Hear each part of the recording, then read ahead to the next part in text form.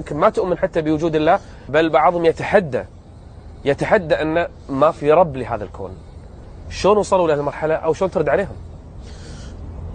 أحقر مخلوق في حياة الإنسان البعوضة، وضعت تحت مجهر إلكتروني، فإذا في رأسها 100 عين، وفي فمها 48 سنا، الله. وفي صدرها قلوب ثلاثة، قلب مركزي وقلب لكل جناح، وفي كل قلب أذينان وبطينان ودسامان. تملك البعوضة جهازا لا تملكه الطائرات، تملك جهاز استقبال حراري، ترى الأشياء بالحرارة. حساسية هذا الجهاز 1/1000 من الدرجة المئوية. تملك جهاز تحليل دم، تملك جهاز تخدير، تملك جهاز تمييع. في بخرطومة 6 سكاكين، 4 سكاكين تحدث بها جرح مربع، وسكينان تلتئمان على شكل أنبوب لامتصاص الدم. وفي أرجلها مخالب ومحاجم. إن الله لا يستحي أن يضرب مثلا ما بعوضة. أحقر مخلوق بحياة الإنسان، كل هذا في البعوض، وزنه 1/1000 من الغرام. ما شاء الله. ففي كل شيء له آية تدل على أنه واحد. أقرب نجم للأرض بعده عنا 4 سنوات ضوئية. الضوء يقطع في الثانية الواحدة 300,000 كيلومتر، في الدقيقة ضرب 60، في الساعة ضرب 60، في اليوم ضرب 24، في السنة ضرب 365، ب4 سنوات. الابن الصغير بربع ساعة يعطيك كم هي المسافة بين الأرض وبين أقرب نجم ملتهب.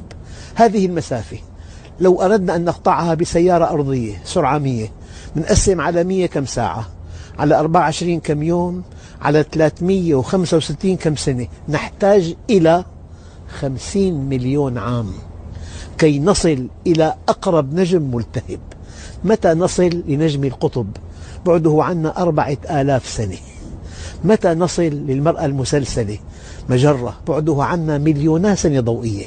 متى نصل لأحدث نجم اكتشف؟ بعده عنا 24,000 مليون سنة ضوئية. ال4 سنوات ضوئية تحتاج إلى 50 مليون سنة قيادة مركبة، فكيف 24,000 مليون؟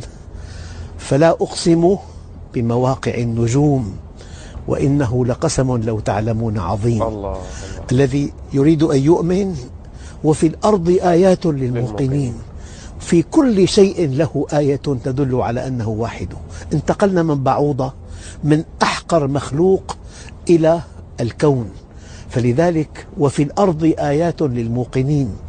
إذا أردت الدنيا فعليك بالعلم، وإذا أردت الآخرة فعليك بالعلم، وإذا أردتهما معا فعليك بالعلم. والعلم لا يعطيك بعضه إلا إذا أعطيته كلك، فإذا أعطيته بعضك لم يعطيك شيئا. الإنسان إن القرار الذي يتخذه الإنسان في شأن مصيره قلما تنقضه الأيام إذا كان صادرا عن إرادة وإيمان. ولو علم الله فيهم خيرا لأسمعهم. يعني أي شاب يبحث عن الحقيقة، والله زوال الكون أهون على الله من ألا يدله عليها. وطمئنوا الشباب. دكتور، أنا بسأل سؤال، هل هذا اللي يقول لك الآن ما في رب، أو في عنده مواقع في الإنترنت يسمونهم الملحدين العرب، نعم، والملحدين الخليجيين نعم، يفتخرون بهذا، داخله دكتور ما يؤمن بوجود الرب هو؟ اسمع لقوله تعالى: والله ربنا ما كنا بك مشركين. انظر كيف كذبوا على أنفسهم. الله. والله بأعماق الملحد. مرة مجموعة خبراء من الاتحاد السوفيتي ركبوا طائرة من دمشق إلى موسكو، دخلت في غيمة مكهربة فكادت تسقط، فإذا بهؤلاء الذين أنكروا وجود الله يقولون: يا الله يا الله. الإلحاد موقف شكلي خارجي، أما الإيمان مغروز بأعماق الإنسان.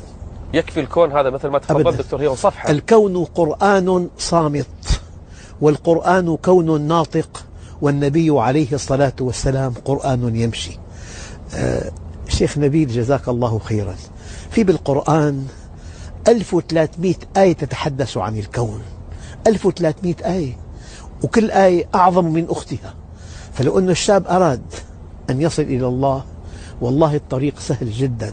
وإذا رجع العبد إلى الله نادى مناد في السماوات والأرض أن هنئوا فلانا فقد اصطلح مع الله، أطع أمرنا نرفع لأجلك حجبنا، فإنا منحنا بالرضا من أحبنا، ولذ بحمانا واحتمي بجنابنا، لنحميك مما فيه أشرار خلقنا، وعن ذكرنا لا يشغلنك شاغل، وأخلص لنا تلقى المسرة والهنا، وسلم إلينا الأمر في كل ما يكن، فما القرب والإبعاد إلا بأمرنا، فيا خجلي منه إذا هو قال لي أيا عبدنا ما قرأت كتابنا، أما تستحي منا ويكفيك ما جرى، أما تختشي من عتبنا يوم جمعنا، أما آن أن تقلع عن الذنب راجعا وتنظر ما به جاء وعدنا، فلو شاهدت عيناك من حسن الذي رأوه لما وليت عنا لغيرنا، ولو سمعت أذناك حسن خطابنا خلعت عنك ثياب العجب وجئتنا، ولو ذقت من طعم المحبة ذرة